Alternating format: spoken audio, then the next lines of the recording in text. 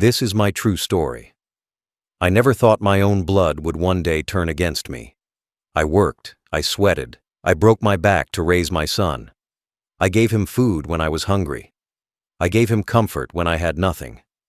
I thought in my last years he would be my strength, but I was wrong. One night, after hitting me, he stood over me and said the words I will never forget. "You're nothing but a disgrace." My body was broken, but my will was not. I picked up the phone and called 911. Before I tell you what happened next, tell me where you're watching from and what time it is right now. And please subscribe so my story can reach more people. I gave my whole life to my son. From the day he was born, I worked like a machine. The sun had barely risen when I left for work, and I did not return until the sky was dark. My hands were cut and rough, my back bent, my body tired. But I did not complain because I had a purpose. My purpose was him. Every dollar I earned, every drop of sweat that fell from me, was for him. I skipped meals so he could eat full plates of food. Many nights I went to bed hungry, but I smiled when I saw him sleep with a full stomach. I wore old clothes with holes, but I bought him new shirts and new shoes so he would never feel shame in front of other children. I walked to work in the heat, in the rain, and in the snow, but I saved money to buy him bus fare so he would not have to suffer. That was my love. That was my sacrifice. I paid for his school. I made sure his books were bought, his fees were cleared, his lunches were packed. I told myself, if I work harder today, my son will have an easier tomorrow. I wanted him to study, to learn, to grow into a good man who respected life and respected others. I believed education would teach him not just knowledge, but kindness. So I gave everything to make sure he could stay in class, while I worked 2 jobs just to keep him there. When he was sick, I sat by his bed through the night, praying he would recover. I carried him to the hospital on my shoulders when I had no money for transport. When he cried, I held him until he slept. When he feared the dark, I lit a candle and stayed awake so he would feel safe. I told myself, this is my duty. This is my blessing. This is why I am alive, to raise him. As he grew older, I gave him more. I bought him his first bicycle, even though I had to sell my watch to afford it. I paid for his first car, even though I could not afford new shoes for myself. When he asked for money, I gave it. When he made mistakes, I covered them. When he fell into debt, I cleared it. I did not tell anyone about it. I just worked harder, stayed silent, and carried the burden alone. When he got married, I paid for the wedding. I gave him the house to live in. I told him, this is your home now. Take care of it. Take care of me too. When I grow weak, I thought he would remember my words. I thought he would remember my sacrifices. I thought he would honor me in my old age. I dreamed of a peaceful life in my later years. I dreamed of sitting with my son, drinking tea together, talking about life, watching grandchildren play in the yard. I dreamed of respect, of small kindnesses, of love returned. I thought all the years of work, of hunger, of sacrifice would be repaid with care. That was my belief. That was my hope. But my hope was broken. The food I once gave him became the food he threw away in front of me. The shoes I once bought him became the shoes he wore as he kicked me.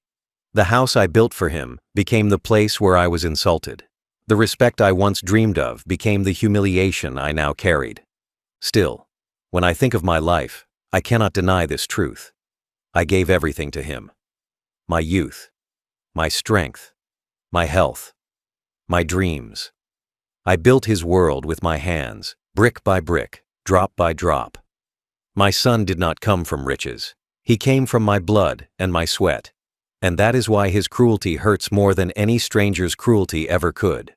Because all that I gave him, he turned into weapons to hurt me. This was my sacrifice. This was my life. Everything for my son. And yet, he looked me in the eye one night after hitting me and said the words that broke me. You're nothing but a disgrace. At first, the cruelty did not come all at once. It came slowly, like drops of poison. At first, it was small things, small words. But even small words can hurt more than a knife when they come from your own blood. I noticed his tone changing. When I asked him for a glass of water, he would roll his eyes. When I asked for help walking up the stairs, he sighed like I was a burden. He no longer called me father. He called me old man. At first I laughed softly and told myself, he is just tired. He does not mean it. But deep inside, I felt the sting. One evening, I dropped a spoon while eating. My hands shook, and it slipped from my fingers. Instead of picking it up for me, he shouted, "Why are you so useless? You can't even hold a spoon." His wife laughed at his words. My heart cracked. A spoon is small, but his insult was heavy. The small words grew sharper. He began mocking the way I walked. My legs were slow, my steps uneven, but I could not help it. Age had made me weak. But instead of offering me his arm, he would say, "Look at you. You walk like a broken stick." Embarrassing. Sometimes he said this in front of others. Each time, I lowered my head in shame, even though I knew I had once carried him in my arms so he would never stumble. At meals, he grew impatient. If I ate slowly, he tapped the table and snapped, "Hurry up. You waste everyone's time." I remembered the nights when I fed him spoon by spoon when he was a child. I remembered wiping his mouth, cutting his food, making sure he ate enough. And now, the boy I once fed mocked me for eating slowly. He also began to withhold small kindnesses. When I asked for a blanket on cold nights, he said, "Get it yourself." When I asked him to sit with me for a while, he said, "I don't have time for your boring stories." His wife smirked at me, like she enjoyed seeing me brushed aside. It felt like my heart was shrinking each day, like I was fading from his life. But the worst part was how his respect turned into open insults. He began saying things like, "You're old, you're weak, you're nothing now." He started comparing me to others, saying, "Other fathers leave money and land. You're just a burden." Those words cut deeper than any wound. I wanted to scream, "I gave you everything. I gave you my life." But I stayed silent. I told myself maybe he would change. Maybe it was just a phase. At family gatherings, he no longer introduced me with pride. Instead, he mocked me in front of relatives. "My father can't even hear properly anymore," he would say. Or, "Don't mind him. He forgets things all the time." Everyone laughed. I forced myself to smile so they would not see my tears. But inside, I was breaking. Respect, once my dream, had turned into humiliation. I began to see his true heart. The kindness I hoped for was gone. The boy I had carried, fed, and clothed was gone. In his place stood a man filled with pride and bitterness. And with each passing day, the small insults grew into larger cruelty. I endured it in silence, hoping love would return. I told myself, he is stressed. He will remember my sacrifices one day. But deep down, I knew something was changing forever. The first signs of cruelty had shown themselves, and I was too weak, too loving, too hopeful to stop them. Cruelty does not always stop with words. Sometimes words grow into hands, and hands grow into violence. That night, I learned how far my son had fallen. It was a quiet evening. I was sitting in the chair by the stairs trying to rest my legs. My body was tired, my bones ached, but I still waited for him. I hoped maybe he would talk to me. Maybe he would ask me if I needed food or water. Instead, he came with anger on his face. His steps were heavy, his eyes cold, and his voice sharp. "Why are you sitting there like a statue?" he shouted. "Move out of the way." I tried to rise, but my knees were weak. I said softly, "Give me a moment, son." My legs are slow, but he did not wait. His anger boiled over like fire. He came close, grabbed my arm, and before I could stand, he pushed me hard. My old body lost balance. My weak legs could not hold me. I fell down the stairs. My bones cracked against each step.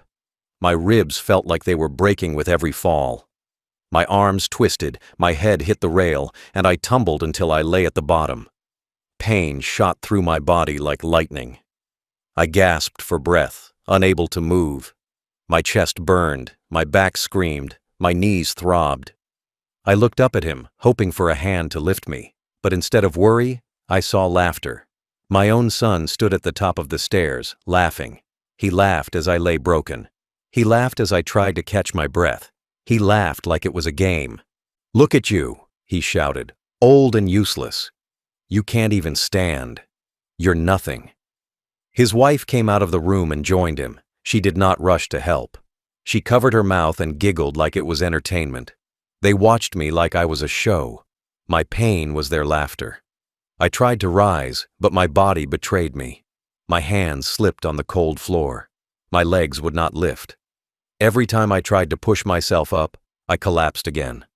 My son only laughed louder. "Stay there," he said. "That's where you belong. At the bottom." And then, when I thought he would walk away, he came closer. His eyes were wild with anger. He raised his leg and kicked me back down. My back hit the wall. The air left my lungs. I gasped like a fish pulled from water. One kick was not enough. He kicked me again, and again, and again, 5 times in total. Each kick was harder than the last. My body folded under the blows. My face hit the floor. My ribs screamed with pain. I felt something tear inside me. I could not even cry out. My voice was gone. My strength was gone. I lay there, silent, broken, unable to move. My vision blurred, my ears rang, my skin burned.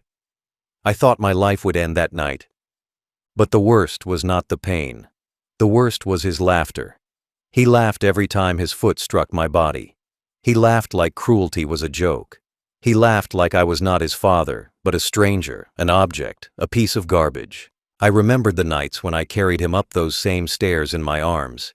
He was small then, afraid of the dark. I held him close, whispering, "Don't be afraid. Father is here."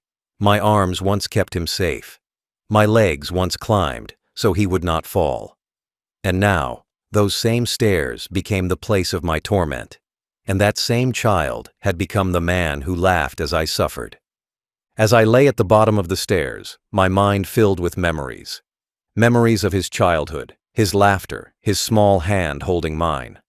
Memories of sacrifice, of sleepless nights, of working 2 jobs to pay for his books, his clothes, his dreams. All of it came back to me as I lay broken. And with every memory, my heart cracked further. The pain was not just in my body, the real pain was in my soul. How could a son treat his father this way? How could blood turn into a knife? I had no answer. All I knew was that the boy I once loved had become a monster. That night was not just an act of cruelty. It was the death of love. My son's kicks were not just to my body. They were to every memory, every sacrifice, every dream I ever had for him. With each strike, he told me, "You mean nothing." I wanted to cry out for help, but no one came. Neighbors might have heard the thuds, but no one knocked. Relatives were not there. I was alone. Alone with the laughter of my own blood. When he finally grew tired, he walked away. He left me lying on the floor like trash. He did not look back. He did not care if I lived or died. He went back to his room, his wife following, still smirking. The door closed. Silence returned. I stayed there for hours, too weak to rise. My body shook. My breath was shallow. Tears slipped from my eyes and soaked the floor. My heart whispered the same question again and again. Why? That was the cruel act. Not just the push, not just the kicks, not just the laughter. The cruel act was betrayal. The cruel act was a son forgetting he was a son. The cruel act was a father realizing his sacrifice had birthed his torment. That night, I understood. My suffering was not an accident. It was a choice. My son chose cruelty over love. He chose laughter over care. He chose to break me instead of lift me. And once he chose, there was no going back. I knew then that silence would no longer protect me. Silence would only feed him. That cruel act was not the end. It was the beginning. The beginning of my resolve, the beginning of my justice. Silence can be heavier than any stone. That night, silence was my blanket, my prison, and my shame.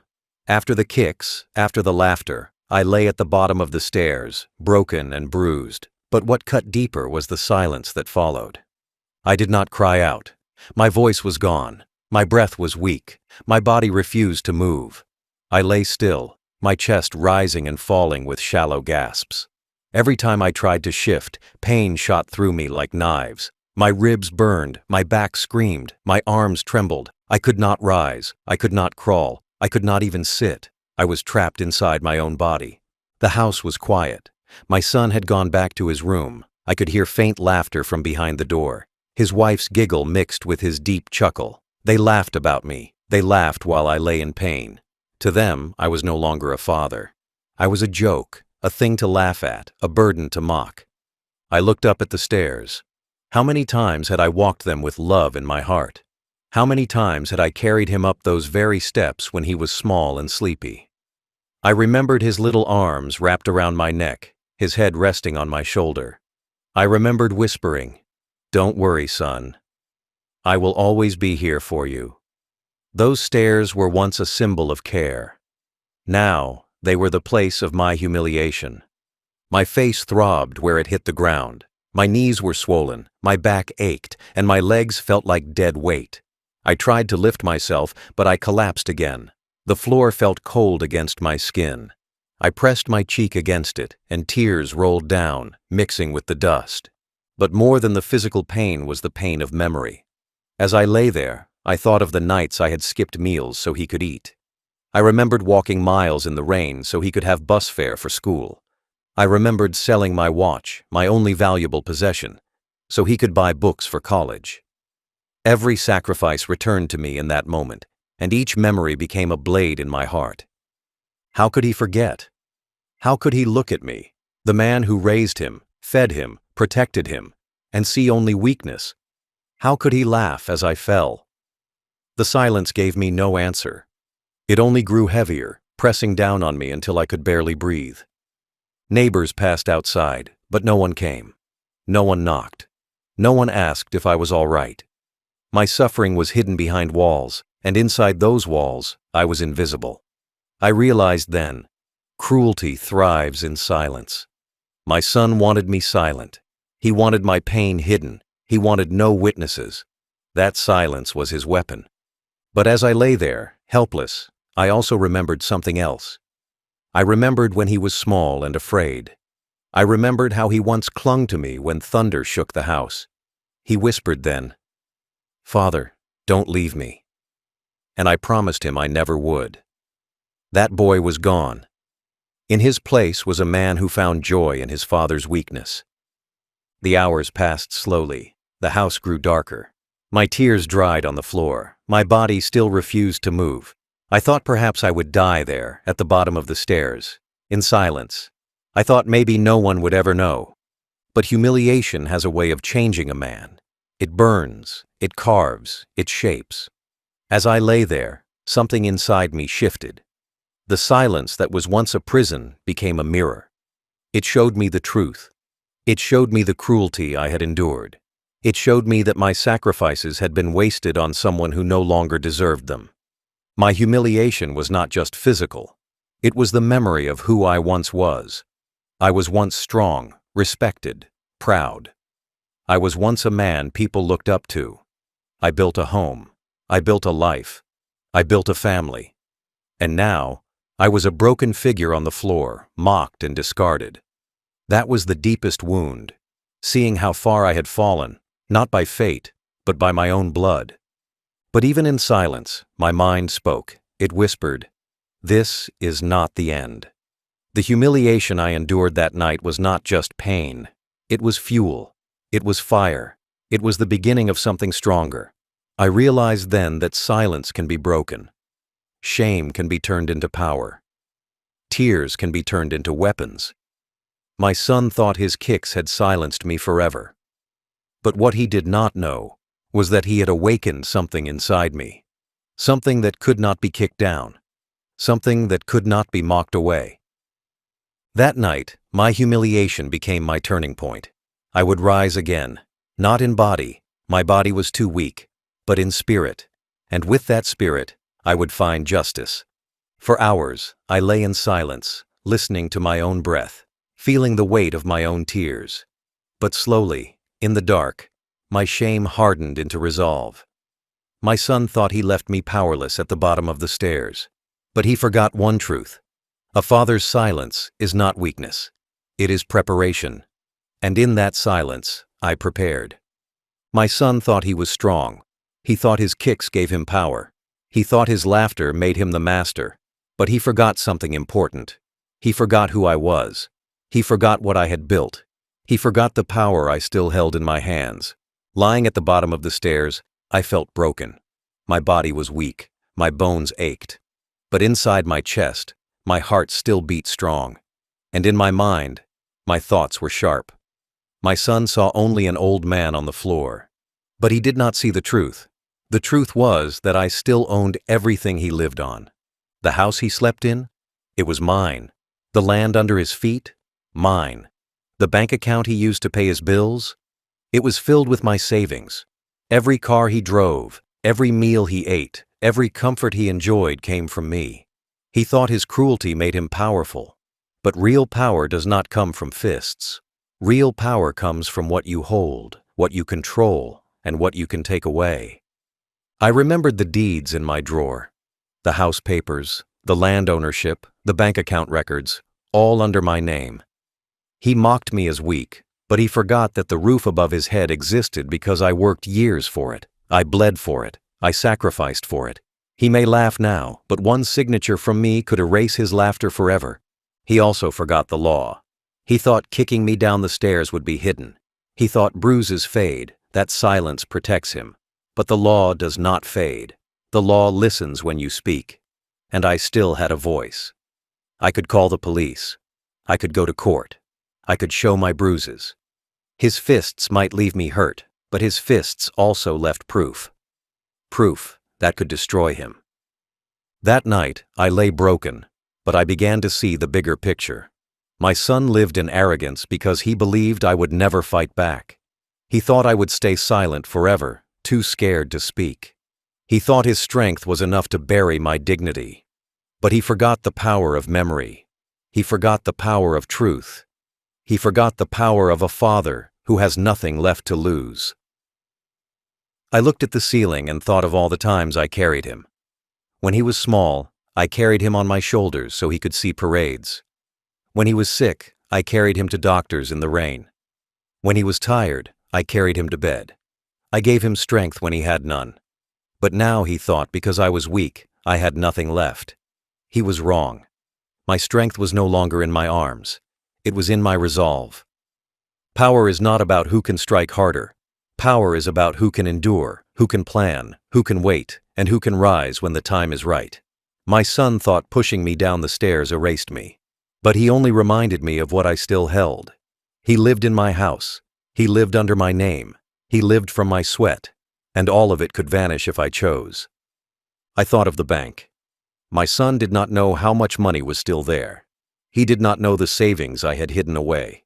He thought I was poor, that I had nothing. But I had enough to destroy his pride.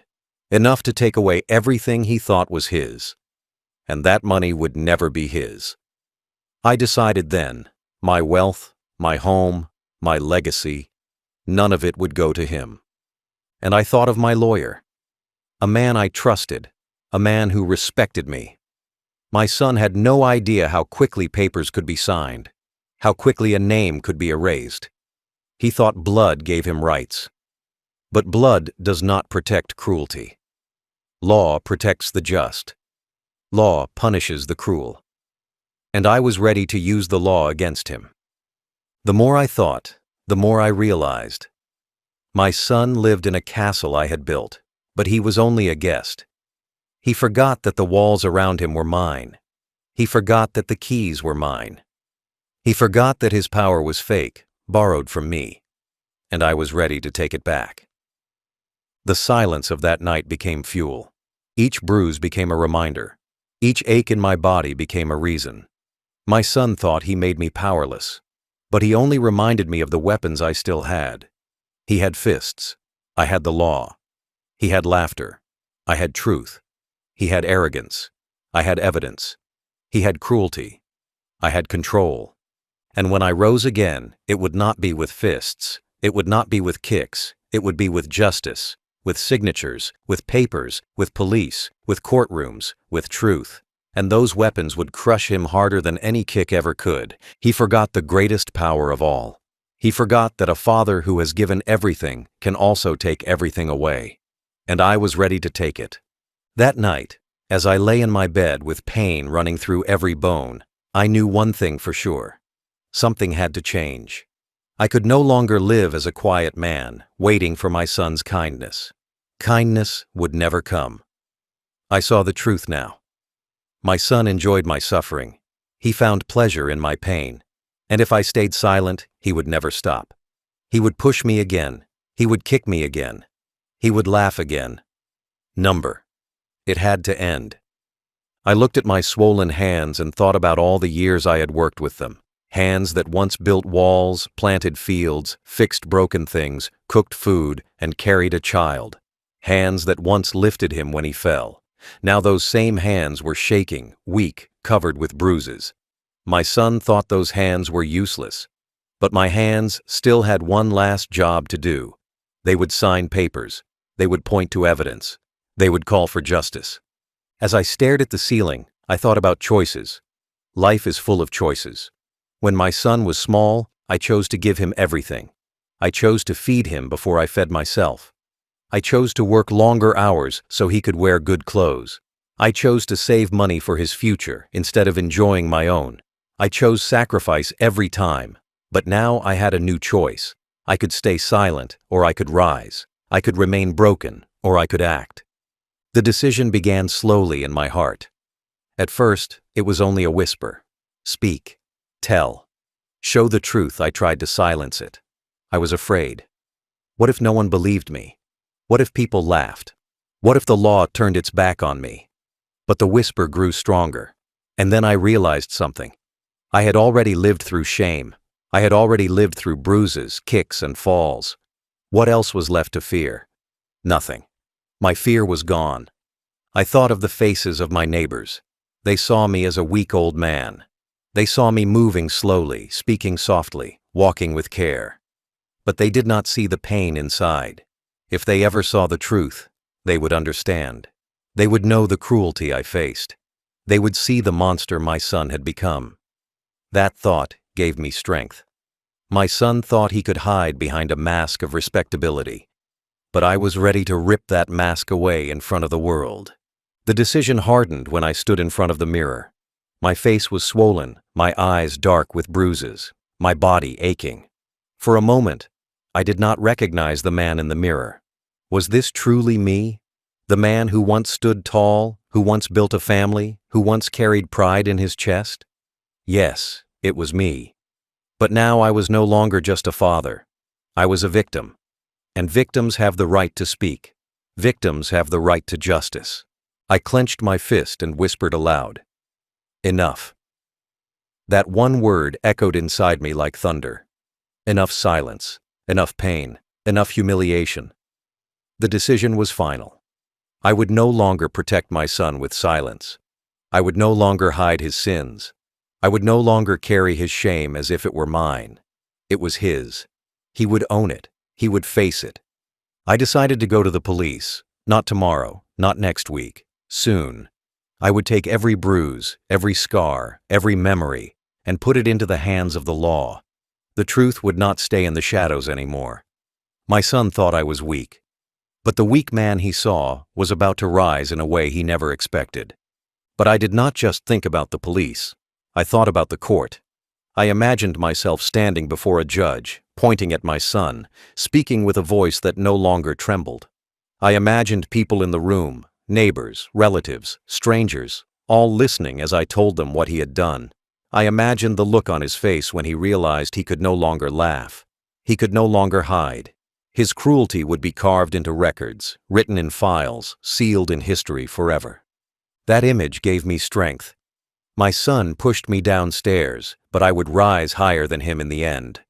My son laughed at me, but I would watch the world laugh at him.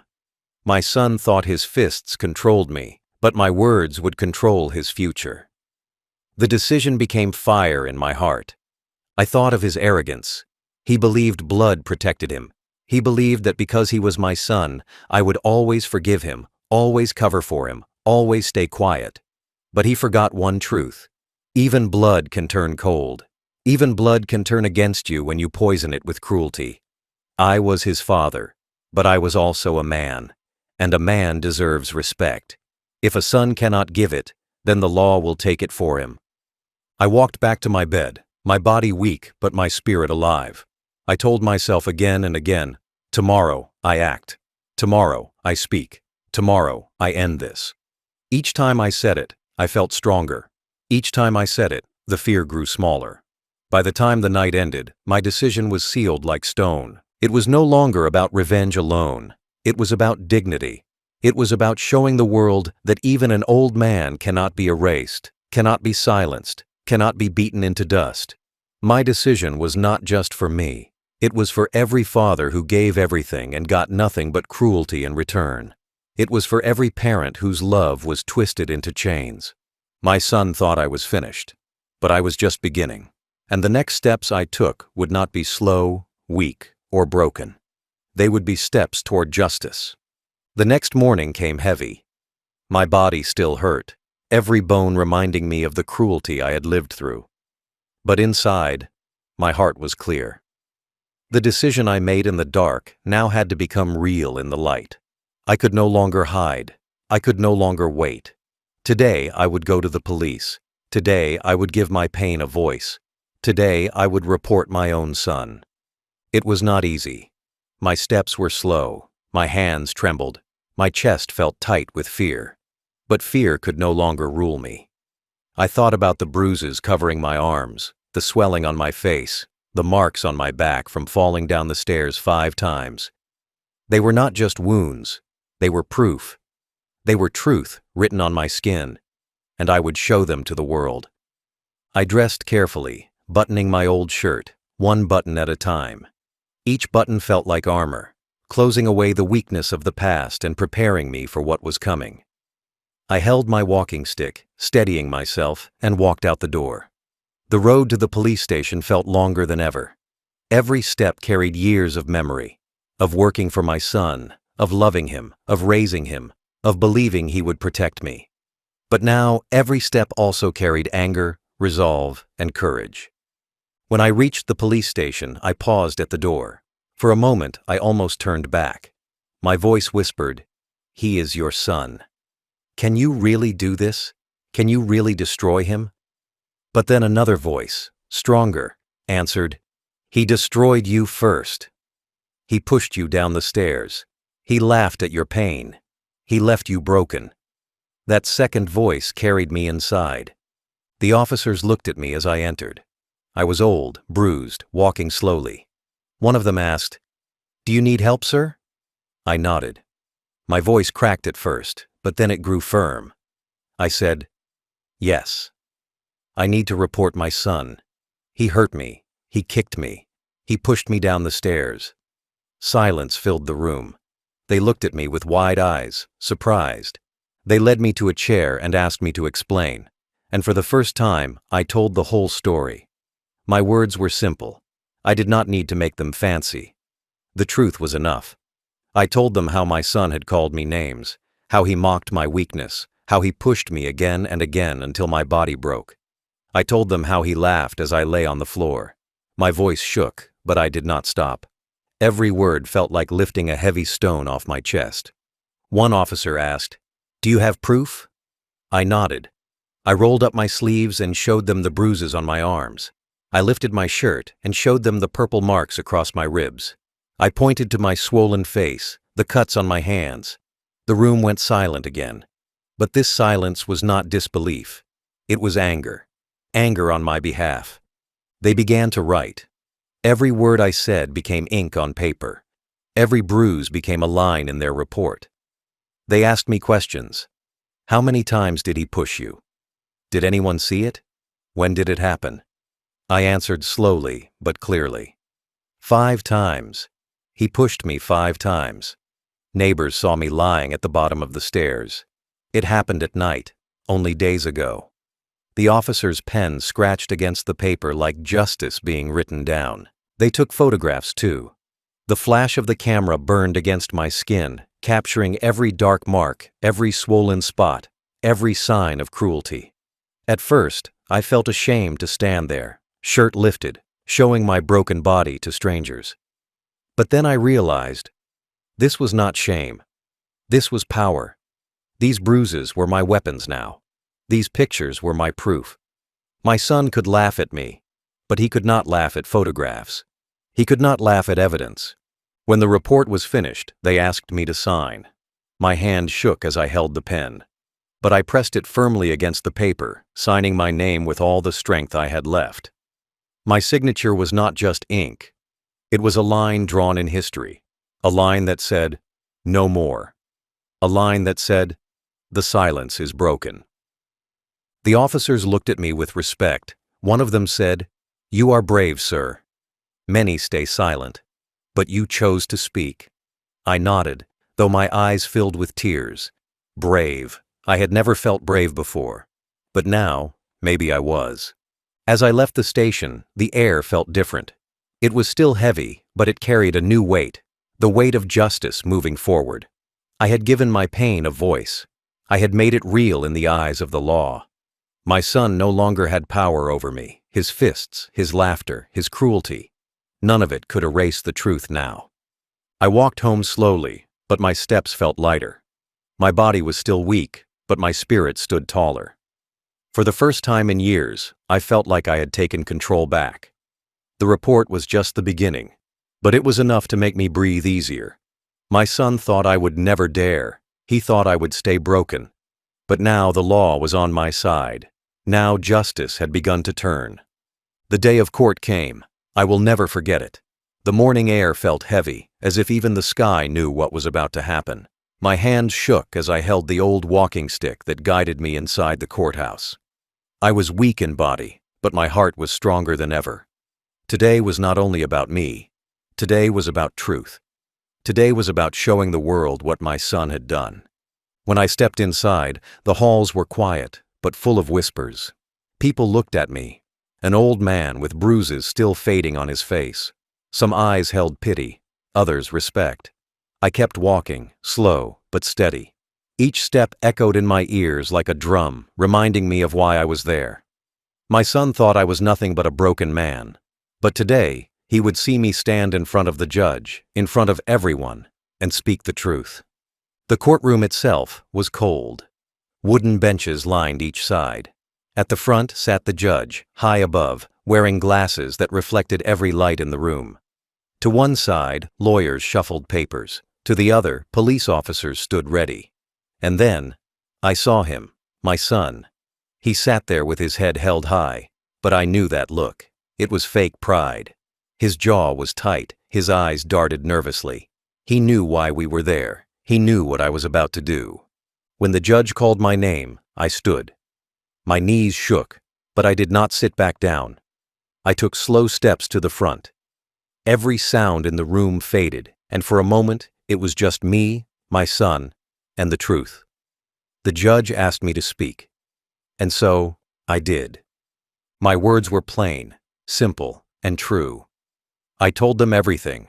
I told them about the nights of insults, the cruel names, the endless mockery. I told them about the day he pushed me down the stairs 5 times until I could not move.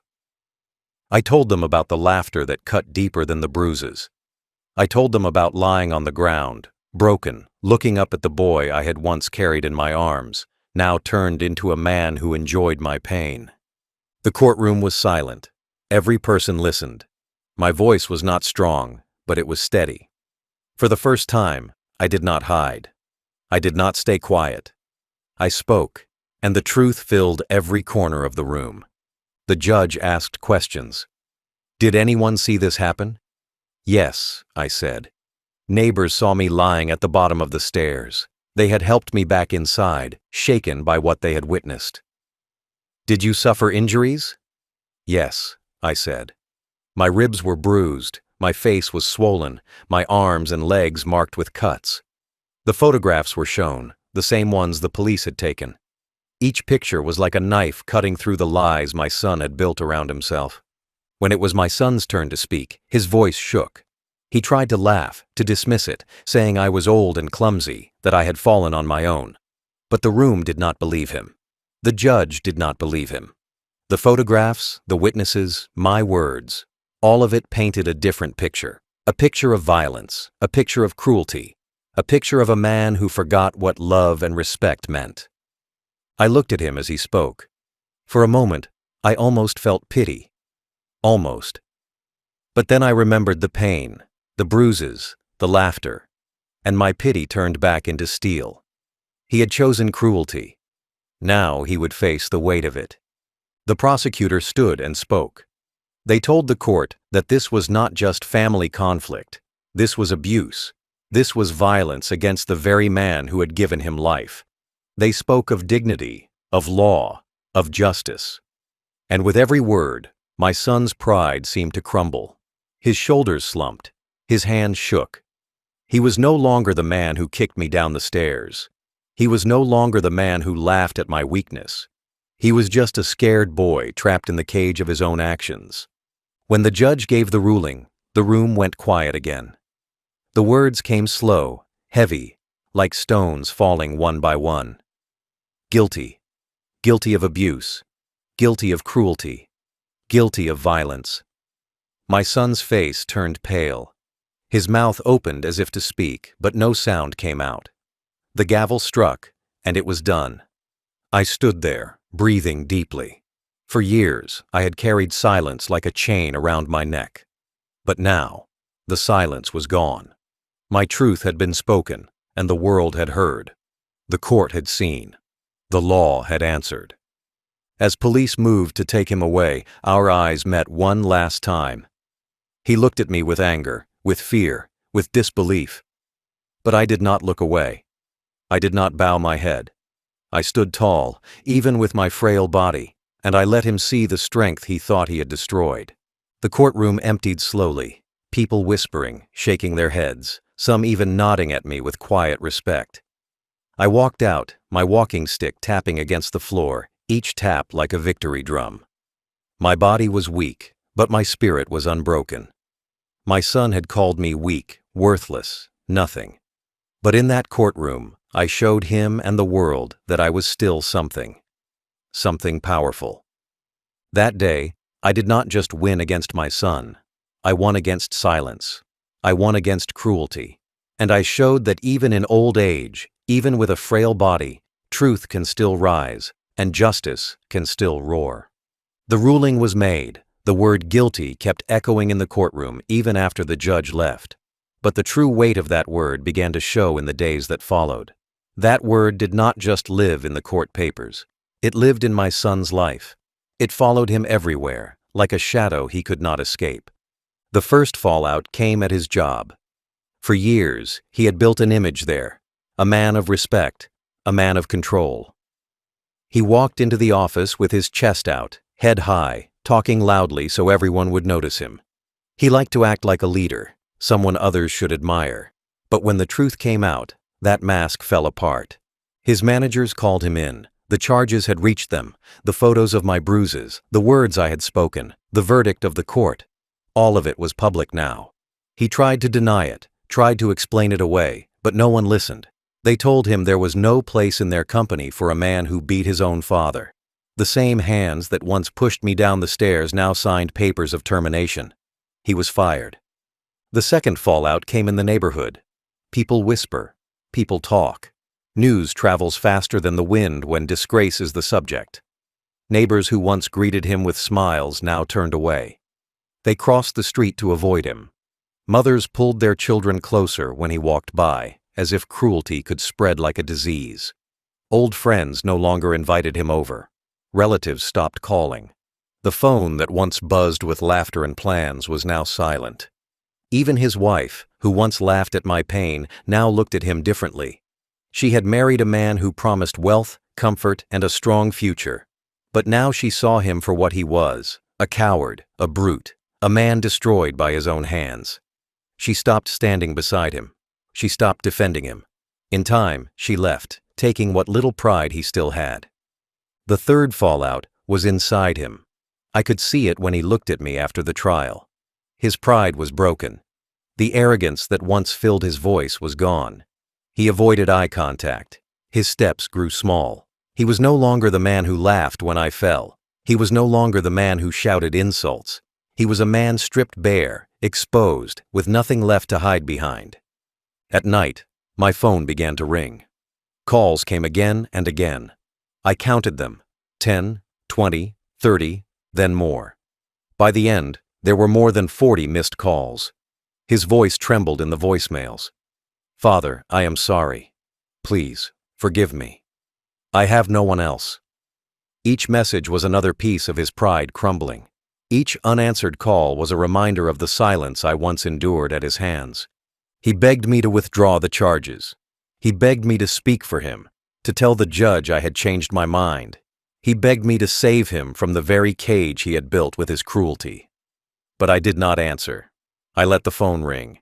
I let him feel the cold silence he once gave me. I let him taste the same loneliness he forced on me. The fallout grew worse. Bills began to pile up at his door. Without his job, he had no money. Without friends, he had no one to help him. Without family, he had no support. He had mocked me once, saying I was weak, saying I was nothing. But now, he was the one with nothing. He was the one broken, lost, and abandoned. The same neighbors who once saw me humiliated now saw him humiliated. They whispered, "That is the man who beat his father." They shook their heads, their eyes full of disgust. Some even spat on the ground as he walked by. Shame followed him everywhere. The final fallout came when the police returned. His sentence had to be served. He was taken away, locked behind bars. I watched as he was dragged out of his home in handcuffs. I stood at a distance, leaning on my stick, watching. Once, he had looked down at me with laughter as I lay on the floor, bruised. Now, I looked at him as he was led away in chains. His eyes met mine for a second. I saw fear. I saw regret. But it was too late. In that moment, the world saw him as I had always known him in those final years. Not a man of strength, but a man of weakness. Not a leader, but a coward. Not a son, but a disgrace. And so, the fallout was complete. His job gone, his friends gone, his wife gone, his freedom gone, his pride gone. All that remained was shame. All that remained was a name stained forever. When the trial was over, when the gavel had struck and the police had taken him away, I finally felt something I had not felt in years. Peace. My body was still weak, my bones still ached, and my face still carried the memory of bruises. But inside, I was strong. Stronger than ever before. Because for the first time, I had spoken. I had not stayed silent. I had not bowed my head. I had not let cruelty win. Justice is not always fast. Justice is not always easy. But when it comes, it shines like the sun after a long storm. That day, as I walked out of court, I felt the sun on my skin, and it felt like freedom. I walked slowly with my stick, but each step was lighter than the last. The same man who once sat silent in humiliation was now walking in dignity. People in the town began to look at me differently. Before, they had seen me as weak, as the old man mocked by his own son. Some had pitied me, some had turned away in shame. But now, they saw me as something else. They saw me as a man who stood up, a man who fought back, a man who showed that truth can win even when the body is frail. Strangers came up to me, shaking my hand, telling me I was brave. Neighbors nodded with respect. Even those who had once laughed nervously at my son's jokes now kept their heads low in front of me. Respect had returned. At home, I no longer lived in fear. The rooms were quiet, but the silence was peaceful, not heavy. I could sit in my chair without waiting for insults. I could eat without being mocked. I could sleep without fear of footsteps on the stairs. The house that once felt like a cage now felt like a home again, because cruelty had been removed, because dignity had returned. My son was gone, locked behind bars, but I did not feel sadness. I had mourned him years ago when he first turned cruel. The boy I raised, the boy I once loved, had disappeared long before. The man who remained was nothing but pride and violence. And that man was now gone too, left to rot in a cell of his own making. Sometimes at night, I would hear the phone ring, calls from prison, pleas for forgiveness, messages of regret. But I never answered. I had answered too many times in the past. I had given too much, forgiven too much, stayed silent too much. This time, silence was my answer. This time, silence was justice.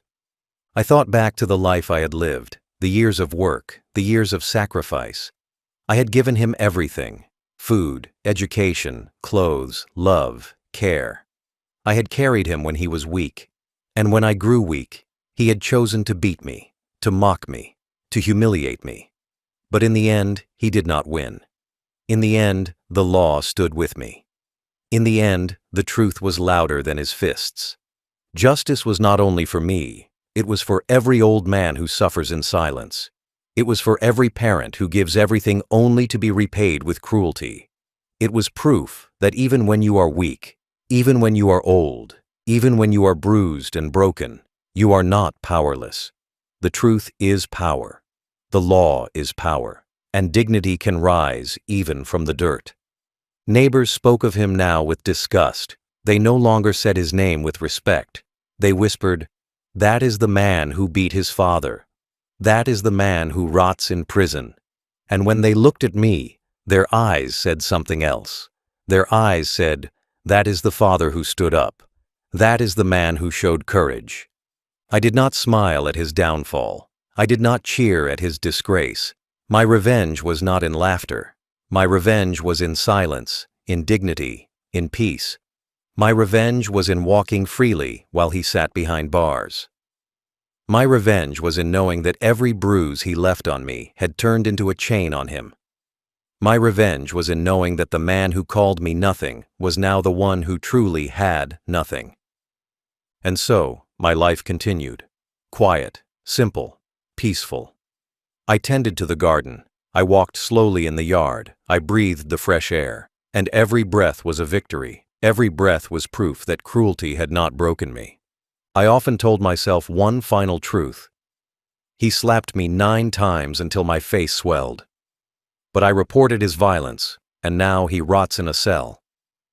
Those words gave me strength. Those words gave me peace. Those words reminded me that even when you are old, even when you are weak, you can still rise. You can still fight. You can still win. That was my justice. That was my peace. That was my revenge.